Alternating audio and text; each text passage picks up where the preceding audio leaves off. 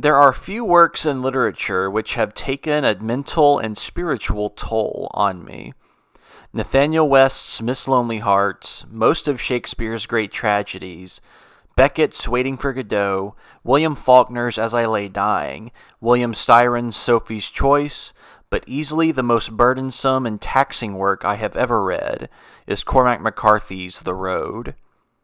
As mentioned in my video on McCarthy's influence on my life, I first tackled The Road in 2009, back when I wasn't interested in reading, and it left such an impact in my imagination that I annually come back to the novel every winter. Why winter? Because The Road is a cold world, one that isn't even fully alive, and this aspect of the novel is pivotal to understanding the experience of reading it. The mise-en-scene of The Road is bleak. The world has been decimated by an apocalyptic event, which McCarthy never explicitly states what it is. The land is smoldered and filled with cinders. It sometimes rains ash, and there's no more electricity or government. Simply, society is no more, and the remaining humans scavenge the ruins of America for food and water, the base necessities for survival. And to make everything worse, the novel follows a father and son simply named man and boy, because when civilization has ended, why bother with names? And we the readers are forced to witness the unfortunate, monotonous, and even nihilistic undertakings of the man and boy. Their diurnal activities include wandering the scorched road and wilderness, searching for anything edible, whether it be apples, forgotten cans of food, morels, even rat turds, and especially avoiding gangs of marauders and cannibals. And since all other forms of life have died from the apocalyptic event, there is very little food available, hence cannibalism. In one of the most disturbing scenes in the novel, the man and the boy enter a house where they come upon a locked cellar door, and searching for food down in the open earth, they discover malnourished and mutilated human chattel. Their cries for help are left unanswered, because in the world of The Road, survival is the only rule. Time to dissect the characters of the man and the boy. The man's life holds one purpose, his son. Every decision he makes, risking death and killing cannibals and terrified survivors alike, is for his son's survival. On page 4, the man reflects this. He knew only that the child was his warrant. He said, "If he is not the word of God, God never spoke." And with this conviction, the man grounds his entire being. Having to struggle in the void of this world, he constantly fluxes from giving his son treats and caressing him to chastising him on matters of survival.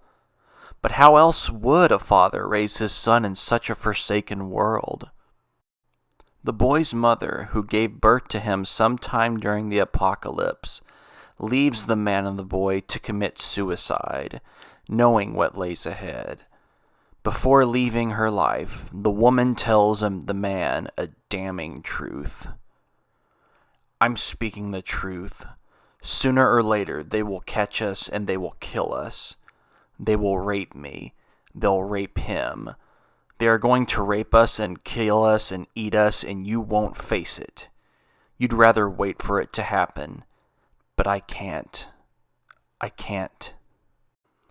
Then she further elaborates on the absurdity and futility of fighting against the final state of things.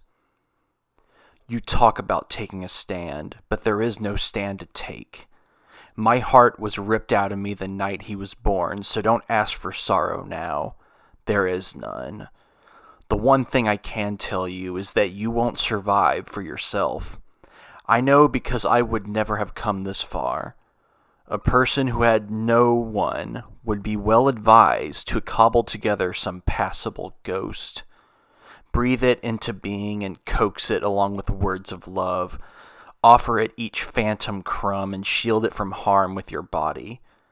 As for me, my only hope is for eternal nothingness, and I hope it with all my heart." Who could argue against her? Hers is the voice of nihilism. But one could reason her position as the correct one in the cosmos they inhabit. There is no more culture, society, laws, or fellowship of any discernible structure.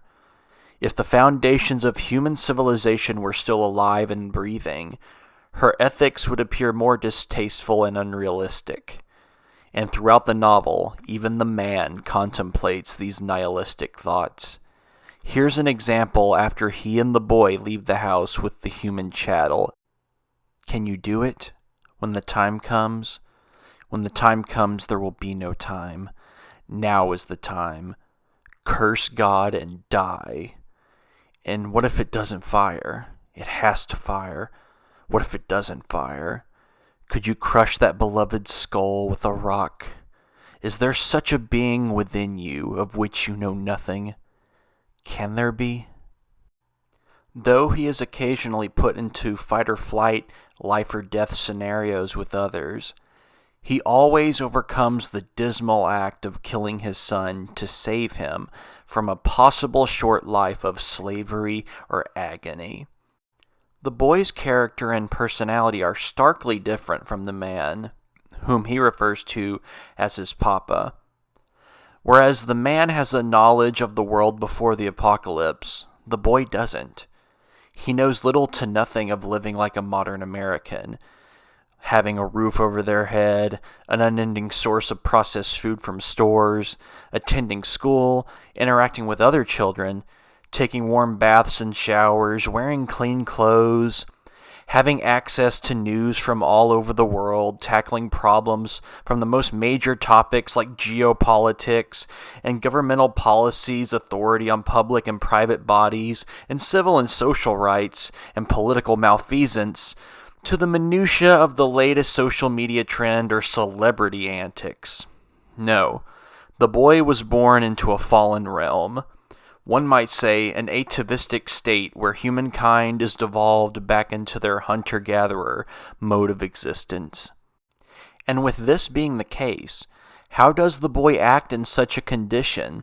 Well, much like most young children, he is curious. He's persistently asking his papa questions about life before the apocalypse. He's easy to frighten, especially when he and the man encounter the cannibals.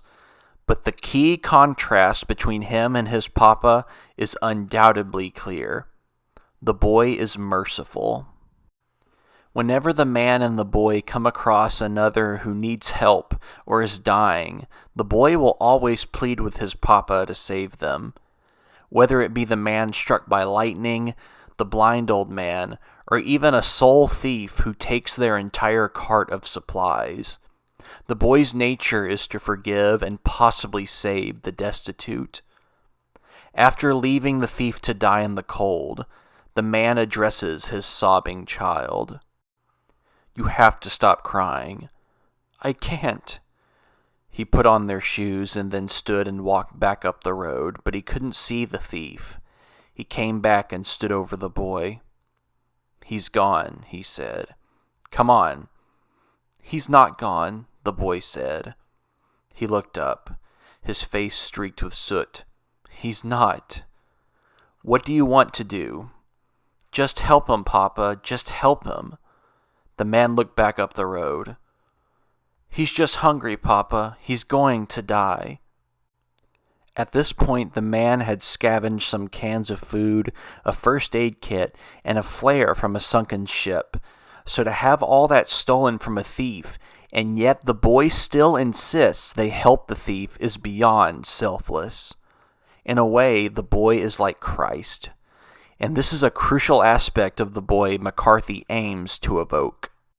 For example, when the man and the boy stumble upon a hidden bunker, stored with years' worth of food and running water and shelter, they make a meal and perform the human ritual of giving thanks. However, it's the boy who gives thanks, and this is how it unfolds. The boy says, "Do you think we should thank the people?" "The people? The people who gave us all this. Well, yes, I think we could do that. Will you do it? Why don't you? I don't know how. Yes, you do. You know how to say thank you. The boy sat staring at his plate. He seemed lost. The man was about to speak when he said, Dear people, thank you for all this food and stuff. We know that you saved it for yourself, and if you were here, we wouldn't eat it, no matter how hungry we were, and we're sorry that you didn't get to eat it, and we hope that you're safe in heaven with God. I tear up every time I read this passage. The fact the boy has never given thanks before in his life makes this scene more potent and beautiful in a cosmos devoid of hope and fruitfulness. His faith that the dead have not perished, but are present in heaven, hints at a belief that is boundless rather than discriminatory. After all, the boy's nature of striving to offer mercy itself transcends the bounds of what the man demands is the case of the world. But, ironically, the man secretly believes in the goodness of humanity that the boy represents. The idea of carrying the fire hits this home. The boy asks his papa if this is what distinguishes them from the death and destruction that reigns in the world of the road, and the man agrees. Even when the man dies and the boy is found by a family to take care of him, the boy promises that he will always talk to his papa every day. And when the woman of the family talks to the boy, a simple truth is revealed at the last.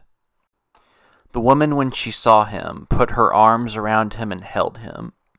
Oh, she said, I am so glad to see you. She would talk to him sometimes about God. He tried to talk to God, but the best thing was to talk to his father, and he did talk to him, and he didn't forget. The woman said that was all right. She said that the breath of God was his breath, yet though it passed from man to man through all of time. This passage is a direct reference to the second chapter of Genesis, when Yahweh, and I quote, fashioned the human, humus from the soil, and blew into his nostrils the breath of life, and the human became a living creature. What does it mean for a child to breathe the breath of God, especially in the world of the road? It could mean that the Spirit of God is influencing his every action and thought, or it could mean the breath of God is merely the source which animates every human being, or perhaps it's just a metaphor which speaks no truth about the human condition whatsoever. After meditating on the novel for a great period, I find the answer to be quite simple. The human desire to confront the futility of existence with caring for one's neighbor is the voice or breath of God. With this understood, it's clear why the nihilist perspective of the mother is superseded by the ethics of the boy. Because even when the progress of humanity appears at end, we nevertheless still must strive to live however long we have left compassionately. And in a way, this is at the core of the Jewish and Christian faiths. Because when one reads the Tanakh, one discovers that when the Israelites care for their neighbor and the sojourner and the widow and the orphan, Yahweh is pleased. The book of Isaiah is explicit in this message specifically. And when one reads the Gospels, one hears Jesus speak for the derelict and the forgotten. And finally, when one reads the letters of Paul, one witnesses the message that Jew and Gentile alike are all one with God. In essence, the boy in the road is the Word of God. With all these understandings in mind, it's no wonder why The Road is both one of the bleakest, yet staggeringly beautiful works of literature ever published. Even today, The Road continues to be read and taught in great numbers. And hopefully, McCarthy's works of confronting harsh realities will continue to be read and inspire.